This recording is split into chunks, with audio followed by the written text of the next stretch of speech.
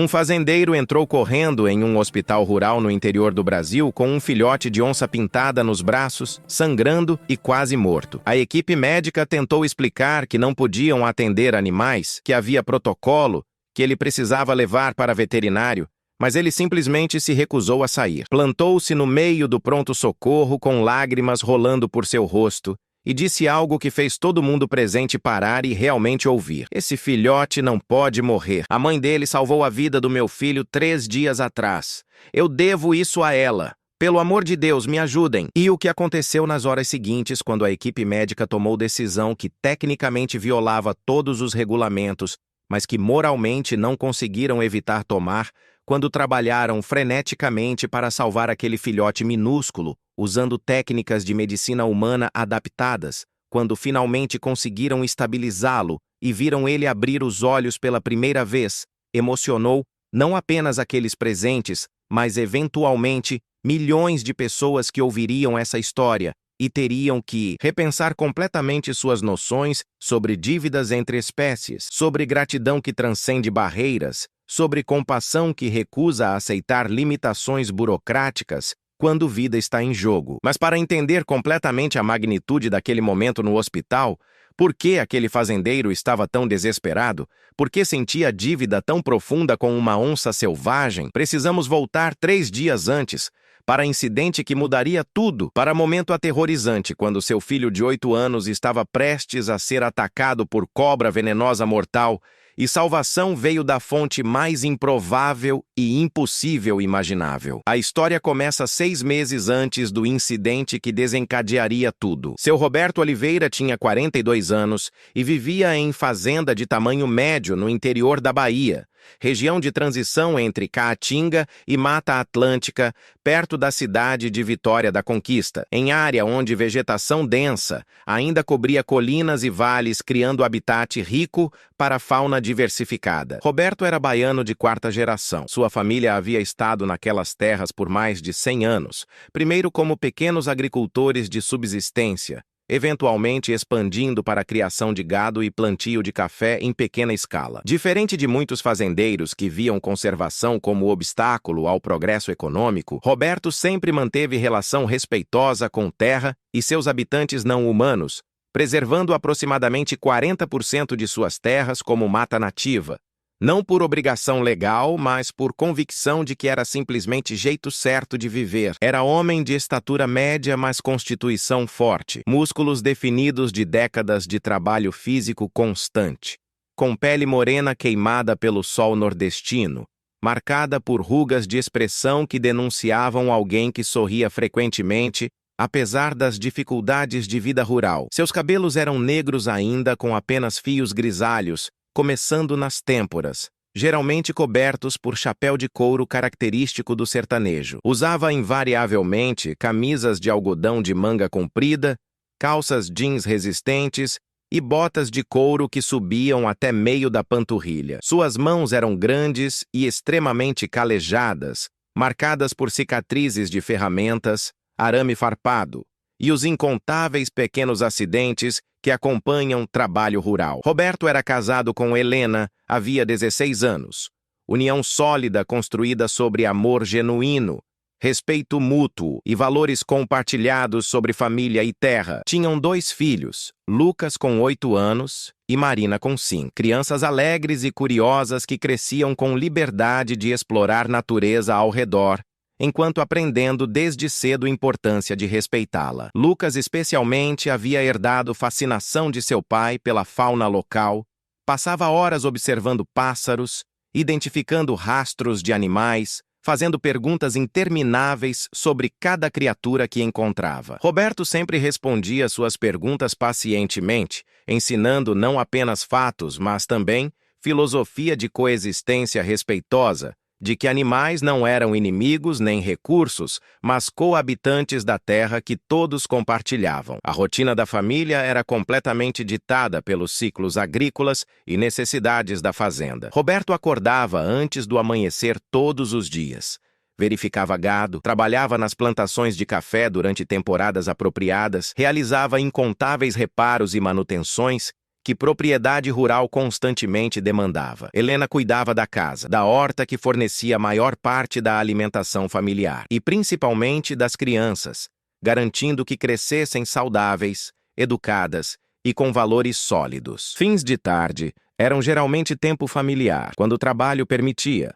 Momentos preciosos juntos na varanda, assistindo o sol se pôr sobre colinas cobertas de mata, conversando sobre dia, planejando o futuro, simplesmente apreciando estar juntos. Aproximadamente 6 meses antes do incidente que mudaria tudo, Roberto teve encontro que estabeleceria conexão impossível que eventualmente salvaria a vida de seu filho. Estava verificando cerca em área remota de sua propriedade, onde mata era mais densa e fauna mais abundante, quando ouviu o som de luta vindo de vegetação próxima. Moveu-se cautelosamente na direção do barulho e encontrou cena perturbadora. Onça pintada fêmea estava presa em rede de pesca abandonada. Tipo de lixo humano que ocasionalmente aparecia até em áreas florestadas, quando pessoas irresponsáveis descartavam em locais inapropriados. A rede havia se enrolado ao redor de suas patas traseiras e parte de seu corpo, e quanto mais ela lutava para se libertar, mais emaranhada ficava. Roberto sabia que aproximar-se de onça, mesmo presa, era extremamente perigoso, mas também sabia que se deixasse ela ali, morreria lentamente de exaustão, desidratação ou se tornaria presa fácil para outros predadores. Tomou decisão de tentar ajudar, trabalhando por mais de 40 minutos, cortando cuidadosamente fios da rede com faca afiada, enquanto falava constantemente em tom suave, tentando acalmar o animal aterrorizado. Quando finalmente conseguiu libertar ela completamente, a onça ficou deitada por alguns momentos, como se não acreditasse que estava livre. Então, lentamente se levantou, olhou diretamente para Roberto, com aquela intensidade característica dos grandes felinos, e desapareceu na mata sem olhar para trás. Roberto pensou que aquele seria fim da história, mais uma vida animal salva, mais uma pequena contribuição para a conservação, mas estava errado. Nas semanas e meses seguintes, começou a notar presença constante daquela onça em sua propriedade, reconhecendo-a por padrão específico de rosetas e pequena cicatriz em orelha esquerda. Câmeras que havia instalado para monitorar gado capturaram ela transitando regularmente e, notavelmente, nunca atacou nenhum de seus animais domésticos, apesar de ter amplas oportunidades. Era como se ela houvesse estabelecido algum tipo de acordo tácito. Ela podia usar a propriedade como parte de seu território, mas respeitaria os animais que pertenciam ao homem que a havia salvado. E então veio aquele dia terrível, que testaria aquele vínculo improvável de forma dramática. Era uma tarde de sábado de março, tempo quente, mas agradável com brisa suave. Roberto estava trabalhando no galpão organizando ferramentas, enquanto Helena preparava almoço. Lucas havia pedido permissão para brincar perto do pequeno riacho que corria através da propriedade, local onde ele adorava construir pequenas represas com pedras e observar insetos aquáticos. Roberto e Helena haviam concordado, como sempre faziam, porque o riacho era relativamente seguro, a água era rasa, e Lucas era a criança responsável que conhecia limites. O que ninguém sabia era que Cascavel, grande e agressiva, havia estabelecido território exatamente naquela área, escondida entre rochas na margem do riacho,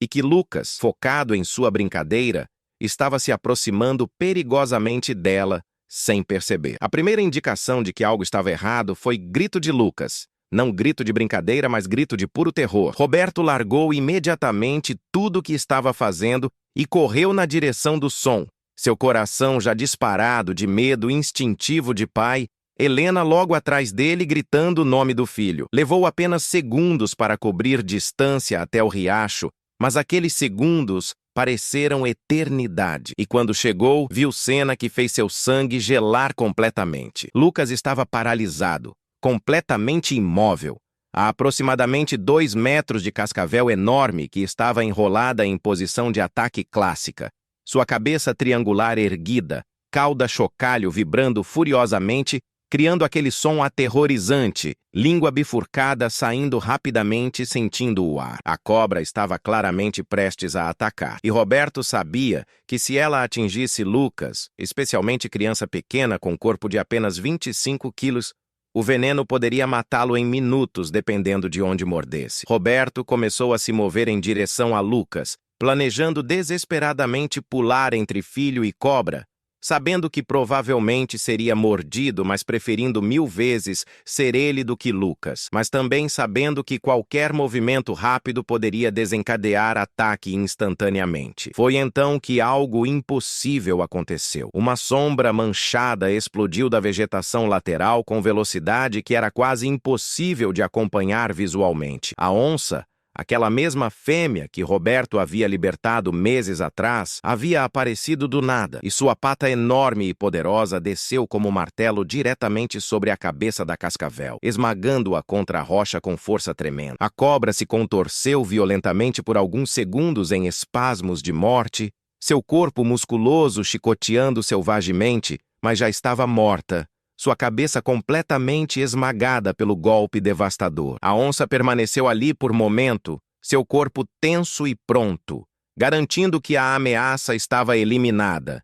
Então virou sua cabeça para olhar Lucas, que ainda estava congelado de terror e choque, e depois olhou para Roberto, que havia parado a poucos metros de distância, processando mentalmente o que acabara de testemunhar. O olhar que a onça deu para Roberto durou apenas segundos, mas foi carregado de significado impossível de interpretar mal. Era olhar que dizia claramente: "Estamos quites agora.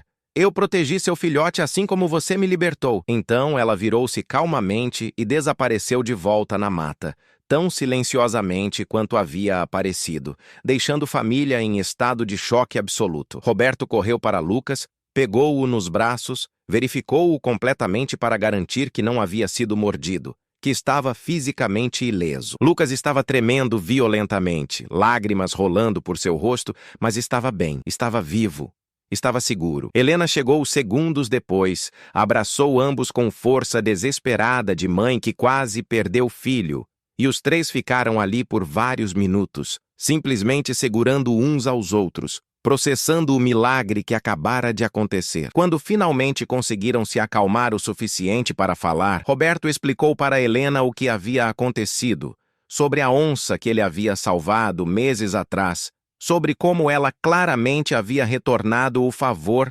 salvando Lucas. Helena, mulher prática e geralmente cética sobre antropomorfização de animais, não podia negar o que havia acabado de acontecer. Não podia explicar de outra forma que não fosse reconhecimento e reciprocidade deliberada. Aquela noite, Roberto mal conseguiu dormir. Ficou acordado processando não apenas gratidão avassaladora por vida de seu filho ter sido poupada, mas também sentimento profundo de dívida com aquela criatura selvagem que havia arriscado própria segurança para proteger criança humana. E esse sentimento de dívida tornaria-se relevante apenas 3 dias depois, de forma que ele jamais poderia ter antecipado. Era terça-feira de manhã, quando Roberto ouviu seus cachorros latindo freneticamente perto da borda da mata. Não latidos normais de alerta, mas algo diferente, algo que soava quase como angústia. Saiu para investigar e encontrou os cães circulando algo na vegetação, latindo, mas mantendo distância respeitosa. Aproximou-se cuidadosamente e viu algo que fez seu coração apertar instantaneamente. Ali, escondido imperfeitamente sob arbusto, estava filhote de onça. Não podia ter mais do que 6 ou 7 semanas de vida. Ainda com aquela pelagem fofa de bebê, seus olhos dourados enormes em face pequena, e estava claramente em estado terrível. Tinha ferimento profundo em pata dianteira direita que estava sangrando, sua respiração era rápida e superficial, e estava tremendo incontrolavelmente. Roberto procurou ao redor por sinal da mãe, porque sabia que mãe onça nunca deixaria filhote sozinho voluntariamente, e com choque crescente, percebeu que podia ver pegadas da mãe levando até aquele local, mas nenhuma pegada levando embora. Ela havia deliberadamente deixado filhote ali, no limite da propriedade de Roberto, onde ele certamente o encontraria. Estava pedindo ajuda novamente, desta vez não para ela, mas para seu bebê. Roberto pegou o filhote com extremo cuidado, sentindo seu corpinho quente e tremendo em suas mãos, e examinou o ferimento. Parecia mordida, provavelmente de cobra ou outro predador, e estava claramente infectado, pus amarelado misturado com sangue, carne ao redor inchada e vermelha. O filhote precisava de tratamento veterinário imediato ou morreria. Não havia dúvida sobre isso. Roberto levou o filhote para casa, explicou a situação rapidamente para Helena, que imediatamente começou a reunir toalhas limpas e água morna, e então confrontou o problema crítico. O veterinário mais próximo que tinha experiência com fauna selvagem estava a mais de 200 quilômetros de distância, em Salvador, viagem de pelo menos 4 horas em estradas ruins. E olhando para o estado do filhote, Roberto sabia que ele não tinha 4 horas. Tinha talvez 1 ou 2 horas antes que a infecção se espalhasse fatalmente ou que ele simplesmente morresse de choque e desidratação. Mas havia pequeno hospital rural a apenas 20 minutos de distância na cidade mais próxima. Hospital que atendia comunidades locais com equipe médica competente, apesar de recursos limitados. Roberto tomou decisão em fração de segundo. Embrulhou o filhote em toalha limpa, correu para sua caminhonete velha e dirigiu em velocidade perigosa pela estrada de terra em direção ao hospital, buzinando constantemente para avisar qualquer um em seu caminho, suas mãos apertando o volante com tanta força que seus nós dos dedos ficaram brancos. Chegou ao hospital em 15 minutos, estacionou irregularmente bem na frente da entrada do pronto-socorro e correu para dentro com o filhote nos braços. A recepcionista olhou para cima quando ele entrou, começou a perguntar qual era a emergência. Então viu o que ele estava carregando e ficou completamente sem palavras. "Preciso de ajuda", disse Roberto, sua voz saindo desesperada e urgente. "Esse filhote vai morrer se alguém não ajudar agora imediatamente." A recepcionista, mulher de meia-idade chamada Dona Maria, que trabalhava naquele hospital há 20 anos, tentou explicar protocolo. "Senhor, esse é hospital para pessoas. Não podemos atender animais. Há veterinário em..." "Não há tempo!" Roberto interrompeu, sua voz subindo de volume. "O veterinário mais próximo está a 4 horas daqui. Esse bebê tem no máximo 1 hora. Vocês têm médicos aqui, têm antibióticos, têm tudo necessário para tratar a infecção. Por favor!" Naquele momento, médica plantonista saiu de uma das salas de exame, atraída pelo barulho da discussão. Doutora Camila Torres tinha 36 anos. Havia se formado em São Paulo, mas escolhido trabalhar em área rural porque sentia que era onde podia fazer diferença mais significativa. Olhou para a cena, fazendeiro claramente desesperado segurando filhote de onça ensanguentado, e processou rapidamente situação impossível. "Senhor, entendo seu desespero, mas eu sou médica, não veterinária. Não tenho treinamento para..." "Mas você sabe tratar infecção." Roberto a interrompeu, lágrimas agora rolando abertamente por seu rosto. "Sabe limpar ferida, sabe administrar antibióticos. A anatomia não é assim tão diferente. Por favor, doutora, estou implorando. A mãe desse filhote salvou a vida do meu filho 3 dias atrás. Matou o cascavel que estava prestes a atacar ele. Eu devo isso a ela. Esse bebê não pode morrer porque eu falhei em retribuir. Por favor." Algo na forma como ele disse aquilo, a emoção crua em sua voz, o desespero genuíno em seus olhos, fez doutora Camila pausar. Olhou para a filhote, viu como estava tremendo, viu o ferimento obviamente infectado, e sentiu sua resolução profissional de seguir protocolo começar a vacilar. "Se eu fizer isso, estou tecnicamente violando o regulamento", disse lentamente. "Poderia ter problemas com o Conselho de Medicina, com o hospital, com... Eu assumo toda a responsabilidade", Roberto disse imediatamente. "Assino o que for necessário. Não vou processar, não vou reclamar. Só preciso que tente salvar ele. Por favor." Doutora Camila olhou ao redor. Viu outros profissionais de saúde observando a cena, alguns com expressões de desaprovação, outros com óbvia empatia. Viu Dona Maria na recepção, que havia trabalhado com ela por anos e conhecia seu caráter. Viu 2 enfermeiras, Sandra e Paula, ambas mulheres compassivas que haviam entrado em medicina por genuíno desejo de aliviar sofrimento. E tomou decisão que sabia poderia ter consequências profissionais, mas que simplesmente não conseguiu evitar tomar. "Tudo bem", disse finalmente. "Vou fazer o que posso, mas você entende que não tenho garantias nenhuma, que isso é completamente fora da minha área de especialização, certo?" "Entendo", Roberto disse, alívio inundando seu rosto. Só preciso saber que tentou. Isso é tudo, doutora. Camila instruiu Roberto a segui-la para a sala de procedimentos, sinalizou para Sandra e Paula que precisava de assistência e começou a trabalhar. O que aconteceu nas próximas 3 horas foi masterclass impressionante de medicina adaptativa e improvisação criativa. Doutora, Camila tratou o filhote exatamente como trataria paciente humano infantil com ferimento infectado similar, ajustando apenas dosagens de medicamentos baseado em peso estimado do animal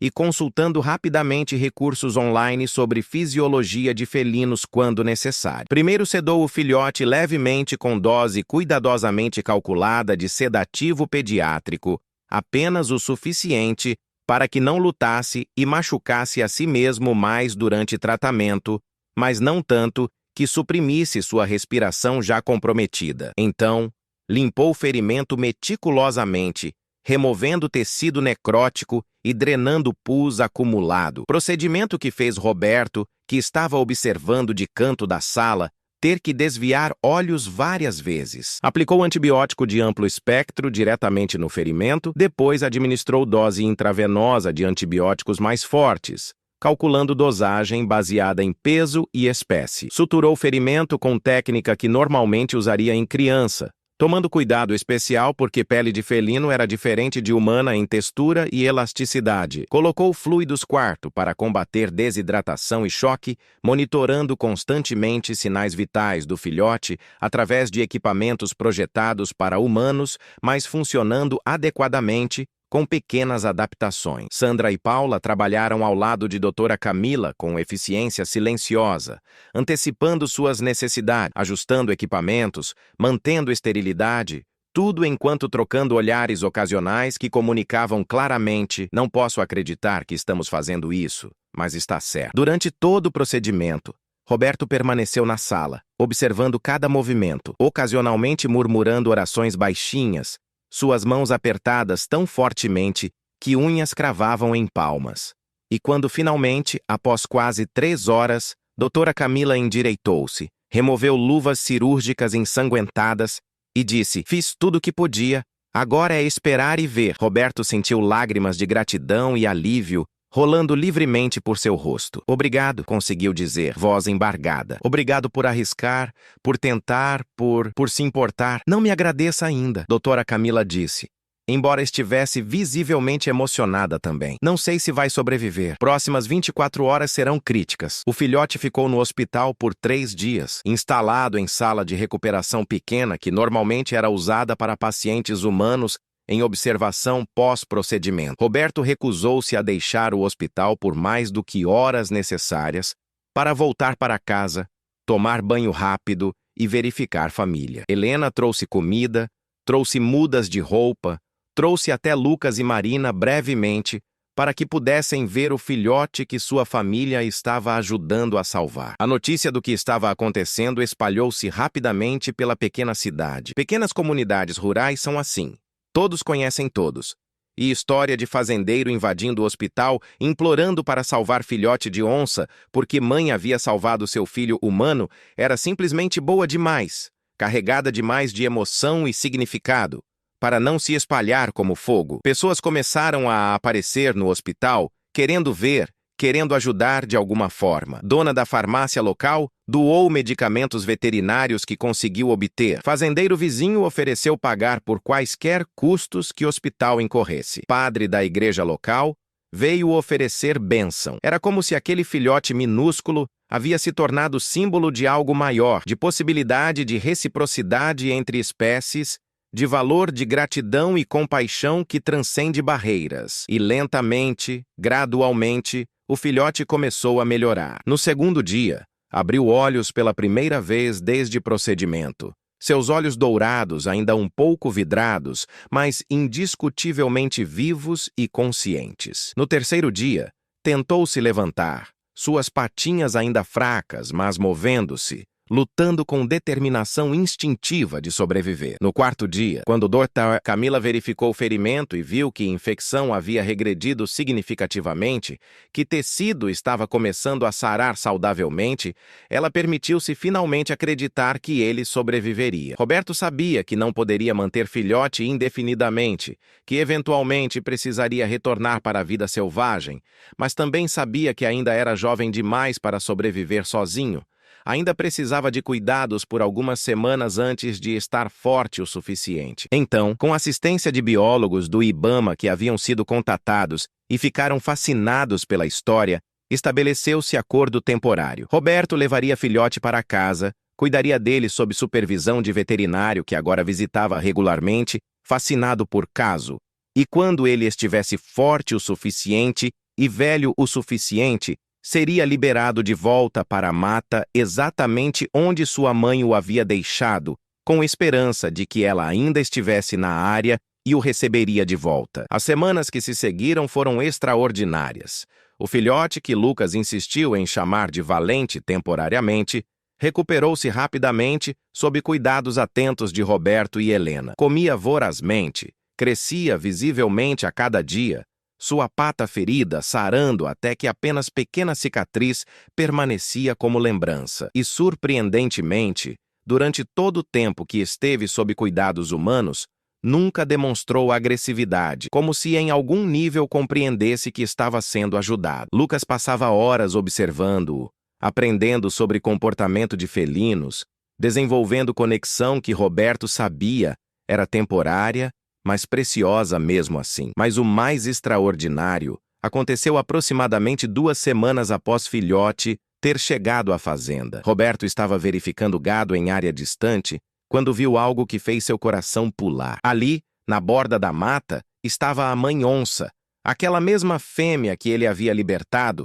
que havia salvado Lucas, que havia deixado seu filhote para que ele salvasse. Ela estava simplesmente sentada ali, observando a fazenda à distância, e quando Roberto olhou em sua direção, seus olhares se encontraram através do espaço. Eles permaneceram assim por vários minutos, comunicação silenciosa acontecendo através daquela troca de olhares. Roberto entendeu que ela estava verificando, garantindo que seu filhote estava bem, confiando, mas verificando, como qualquer mãe faria. Lentamente, Roberto acenou com mão em gesto pequeno, mas deliberado, tentando comunicar que sim, seu bebê estava seguro, estava sendo cuidado, seria devolvido.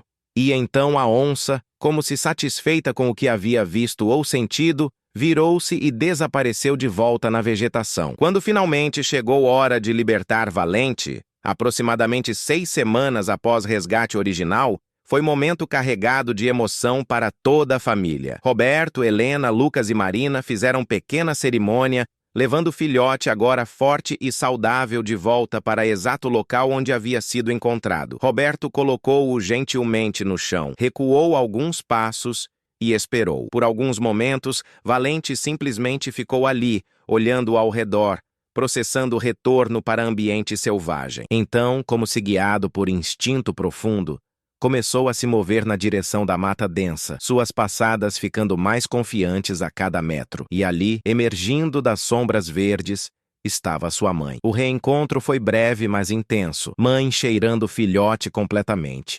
verificando-o, lambendo-o, certificando-se de que estava realmente ileso. Então ela olhou uma última vez na direção de Roberto e naquele olhar estava agradecimento tão claro quanto qualquer palavra poderia comunicar. Pegou seu filhote pela nuca gentilmente, como mães felinas fazem, e ambos desapareceram na floresta, deixando família humana ali parada, lágrimas de alegria e tristeza misturadas rolando por rostos de todos. Agora, antes de chegarmos ao desfecho final dessa história extraordinária, quero fazer uma pausa e perguntar algo específico para você que está assistindo. Se fosse você no lugar do Roberto, com o filhote de onça morrendo nos braços e hospital dizendo que não podem ajudar, você teria tido coragem de insistir, de implorar, de se recusar a aceitar não como resposta? Ou teria simplesmente aceitado os regulamentos e deixado o filhote morrer? Conta nos comentários com honestidade total. Porque essas questões sobre quando é certo quebrar regras por razões morais são importantes. E já que estamos falando de momentos onde temos que escolher entre protocolo e compaixão,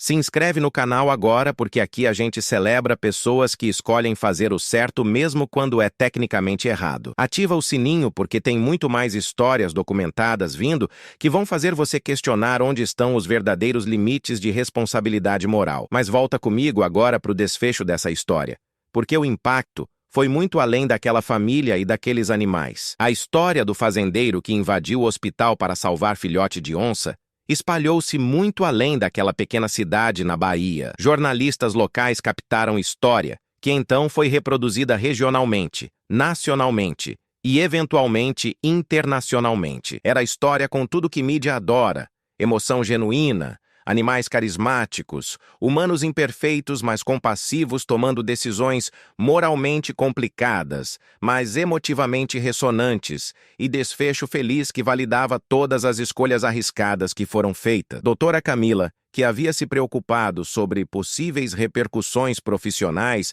por tratar animal em hospital humano, descobriu que, ao invés de censura, recebia reconhecimento. O Conselho Regional de Medicina enviou carta oficial reconhecendo que, embora sua ação tecnicamente violasse protocolo, demonstrava exatamente tipo de compaixão e pensamento criativo que medicina deveria encorajar. O hospital recebeu doações de pessoas ao redor do Brasil que haviam sido tocadas pela história e queriam apoiar a instituição que havia permitido que tal ato de bondade acontecesse em suas instalações. A própria doutora Camila foi convidada para dar palestras em escolas de medicina sobre ética médica, usando o caso como exemplo de quando seguir regras cegamente seria menos ético do que quebrá-las por razões compassivas. Roberto tornou-se figura conhecida em círculos de conservação, sua história usada como exemplo perfeito de coexistência positiva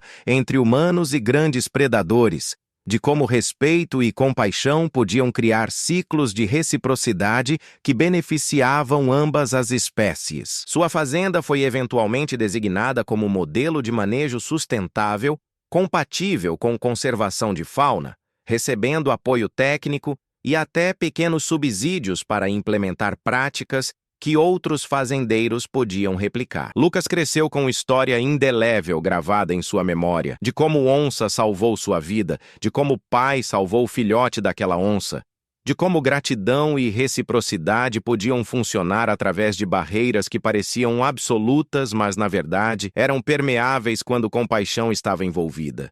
Eventualmente, cursou biologia com foco em conservação, dedicando sua vida profissional a proteger exatamente tipo de fauna que uma vez o salvou e que sua família uma vez salvou. A mãe onça continuou transitando pela propriedade de Roberto por anos subsequentes, sempre mantendo distância respeitosa, mas claramente consciente e tolerante da presença humana específica daquela família. Câmeras de monitoramento capturaram ela ocasionalmente com Valente, agora crescido e se tornando independente, ensinando-o a caçar, mostrando-lhe os limites de seu território. E, notavelmente, Valente também demonstrava aquela mesma tolerância incomum em relação a Roberto e sua família, como se lição sobre quais humanos específicos eram seguros havia sido transmitida de mãe para filho, através de ensinamento direto, ao invés de apenas instinto. Mas talvez o impacto mais significativo foi em legislação e política. A história ajudou a impulsionar discussões sobre necessidade de centros de tratamento de fauna silvestre em áreas rurais,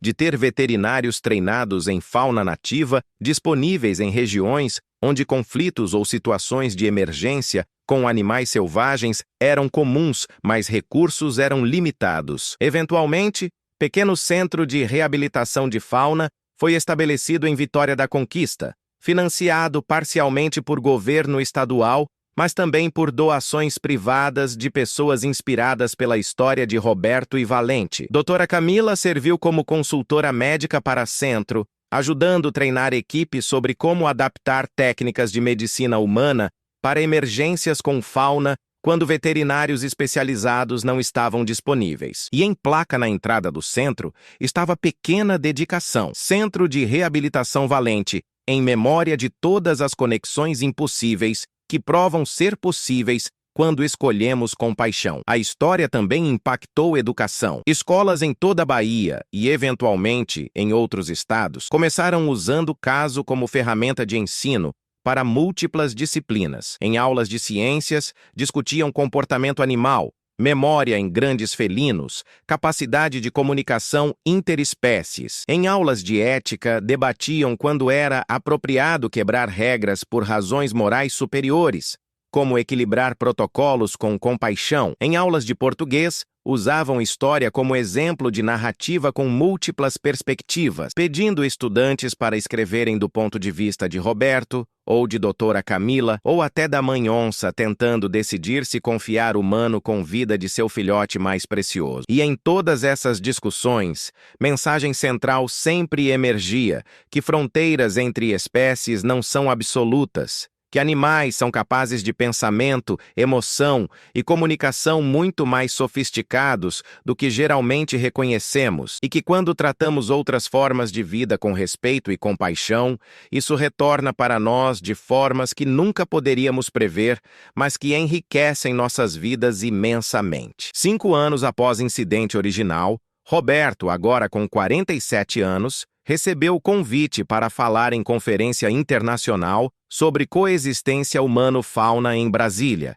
Era evento grande, com pesquisadores, formuladores de políticas, representantes de organizações de conservação de múltiplos países, todos reunidos para discutir desafios e soluções para conflitos entre humanos e animais selvagens ao redor do mundo. Roberto inicialmente hesitou, sentindo-se desconfortável com a ideia de falar para a audiência tão educada e internacional. Mas Lucas, agora com 13 anos e já demonstrando paixão ardente por conservação, insistiu que pai deveria ir. Sua história precisa ser ouvida, pai, disse, não apenas pelos especialistas, mas por todos que tomam decisões sobre como tratamos animais. Você provou que coexistência não é apenas possível, mas pode ser mutuamente benéfica. Isso é importante. Então Roberto foi e deu palestra que seria lembrada por todos presentes como um dos momentos mais emocionantes daquela conferência. Não usou PowerPoint elaborado ou gráficos sofisticados.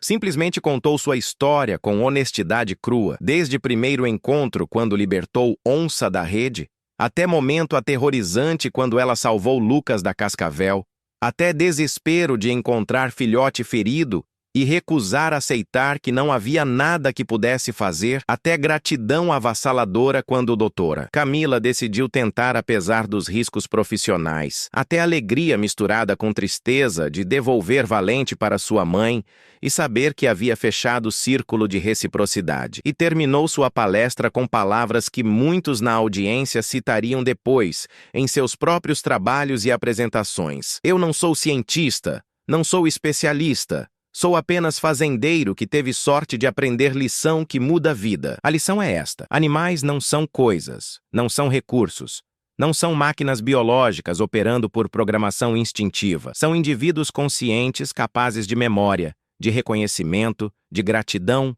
de amor por suas famílias, de comunicação complexa quando prestamos atenção suficiente para ouvir. Aquela onça escolheu me pedir ajuda, confiou que eu entenderia. Lembrou que eu a havia ajudado antes. Isso não é antropomorfização romântica. É realidade que testemunhei com meus próprios olhos, que quase custou vida do meu filho e depois salvou o filhote dela, porque ambos escolhemos ver uns aos outros não como ameaças, mas como possíveis aliados. E se isso é possível com onça, predador solitário que evoluiu para evitar humanos, então é possível com incontáveis outras espécies que descartamos como incapazes de pensamento ou sentimento real. Precisamos repensar fundamentalmente como vemos e tratamos animais, não por sentimentalismo, mas porque ciência e experiência vivida ambas mostram que merecemos respeito muito maior do que geralmente recebem. A palestra recebeu standing ovation, algo raro em conferências acadêmicas.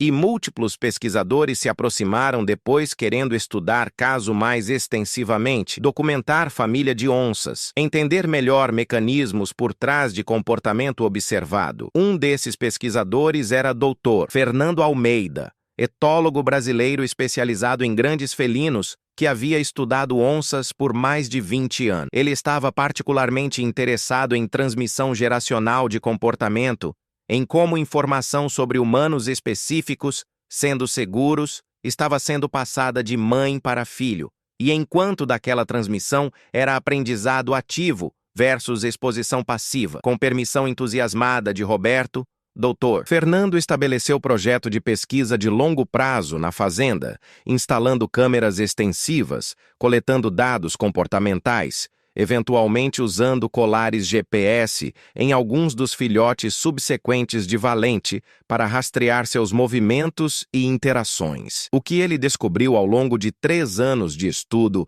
foi revolucionário para campo de etologia de grandes felinos. A fêmea original, mãe tanto de Valente quanto de várias outras ninhadas subsequentes, havia estabelecido o que Dr. Fernando começou a chamar de zona segura culturalmente transmitida, área que incluía a propriedade de Roberto, onde seus descendentes demonstravam menor evitação de humanos do que onças em áreas controle. Mais fascinante ainda, quando filhotes daquela linhagem eventualmente estabeleciam territórios próprios fora da fazenda, ainda mantinham tolerância incomum especificamente para Roberto e membros imediatos de sua família, quando ocasionalmente os encontravam, sugerindo que não era apenas habituação geral a humanos, mas reconhecimento individual baseado em características visuais ou olfativas específicas. Isso implicava níveis de processamento cognitivo,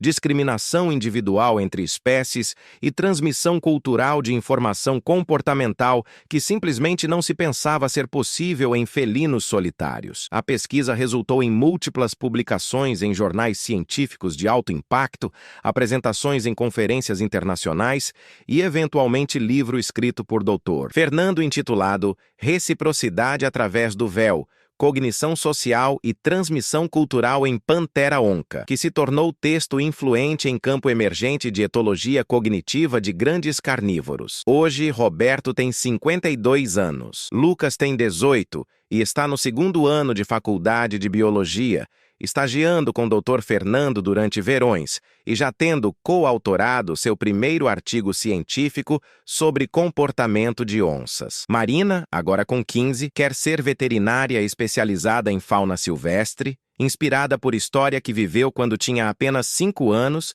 mas que a marcou profundamente. Helena continua sendo rocha da família, mantendo fazenda funcionando, apoiando sonhos de todos e ocasionalmente lembrando-os durante jantares familiares sobre dia terrível quando pensou que perderia Lucas, mas milagre aconteceu. Doutora Camila ainda trabalha no mesmo hospital rural, mas agora também lidera programa de treinamento que ela desenvolveu sobre medicina adaptativa para emergências de fauna, ensinando outros profissionais de saúde em áreas rurais sobre como suas habilidades podem ser aplicadas criativa e eticamente em situações onde fauna selvagem precisa de ajuda urgente, mas recursos veterinários especializados não estão disponíveis. A fêmea onça original, agora com aproximadamente 12 anos, ainda é vista ocasionalmente pelas câmeras, movendo-se mais devagar, mas ainda majestosa.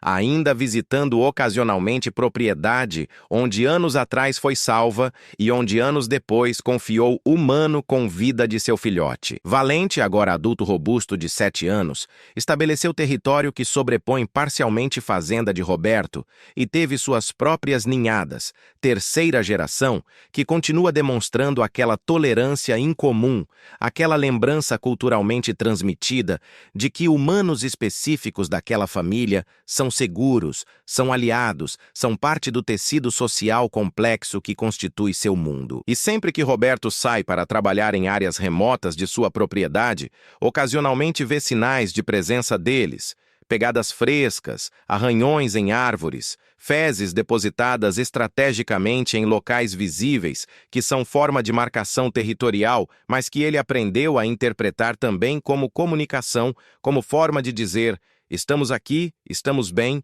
lembramos de você. E nesses momentos, sempre para por alguns segundos, olha para a mata densa sabendo que provavelmente está sendo observado por olhos dourados que ele não pode ver, e sussurra: obrigado por Lucas. Obrigado por confiar em mim. Obrigado por me ensinar que fronteiras entre nós não são tão fixas quanto pensávamos. E assim chegamos ao final dessa jornada extraordinária, através daquele momento desesperado no hospital, através da decisão impossível de médica que escolheu compaixão sobre protocolo, através do círculo perfeito de gratidão e reciprocidade que conectou duas famílias de espécies completamente diferentes. Se você chegou até aqui, se a história de Roberto, de Valente, de doutora Camila, de toda aquela comunidade pequena que se uniu ao redor de causa, que transcendeu regras e regulamentos em favor de fazer simplesmente o certo, tocou algo profundo em você, quero fazer um convite muito especial. Não é apenas sobre apertar botão de inscrição. Embora eu realmente espere que você faça isso porque estamos construindo comunidade de pessoas que acreditam que compaixão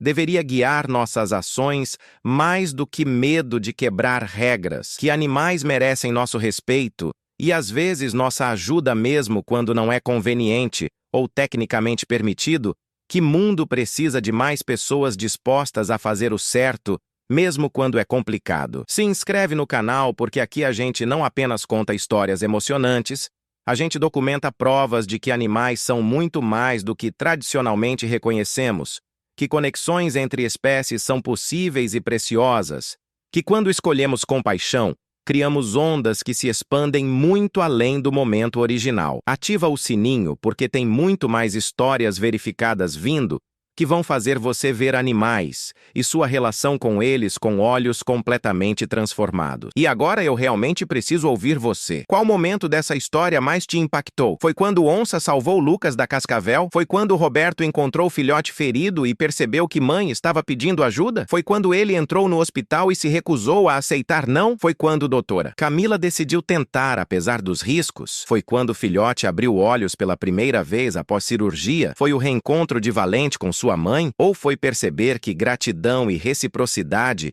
continuaram através de 3 gerações? Conta nos comentários porque essas conversas são o que transforma visualizações em comunidade real, o que dá significado profundo a esse trabalho de documentar e compartilhar essas histórias. E se esse conteúdo realmente mexeu com você, não guarda só para você. Compartilha com aquele amigo que trabalha em saúde e pode aprender sobre compaixão adaptativa. Manda para a pessoa que ama animais e precisa dessa dose de esperança. Marca alguém que duvida que animais têm memória e emoções reais.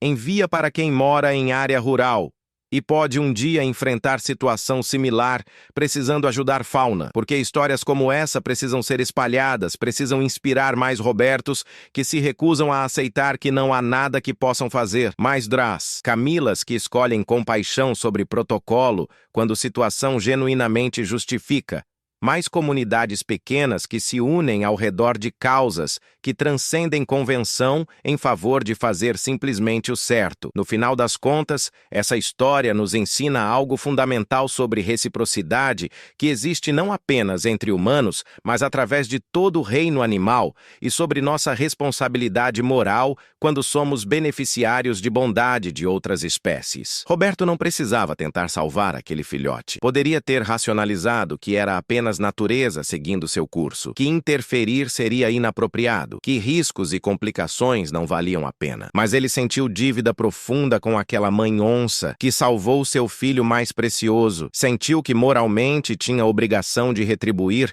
quando ela confiou nele com seu próprio filhote mais precioso, e aquele senso de obrigação moral o levou a fazer coisas extraordinárias, a quebrar convenções, a implorar por ajuda de formas que o deixaram vulnerável, mas eventualmente a fechar círculo de gratidão que beneficiou ambas as espécies e criou legado que continua impactando vidas até hoje. Obrigado por ter ficado até o final dessa jornada. Nos vemos na próxima história. E lembra, você também pode ser quem se recusa a aceitar não quando vida está em jogo. Você também pode ser quem escolhe compaixão mesmo quando é complicado. Você também pode ser quem cria conexões impossíveis, que provam ser possíveis quando simplesmente nos importamos o suficiente para tentar. O mundo está cheio de valentes precisando de Robertos, cheio de situações onde podemos escolher protocolo ou compaixão, conveniência ou coragem. E quando escolhemos compaixão e coragem, nunca sabemos completamente que impacto teremos, mas podemos ter certeza de uma coisa: teremos vivido de forma que importa, que fez diferença real, que deixou o mundo um pouco mais bondoso e conectado do que encontramos. Um abraço enorme e até a próxima história que vai fazer você acreditar no extraordinário.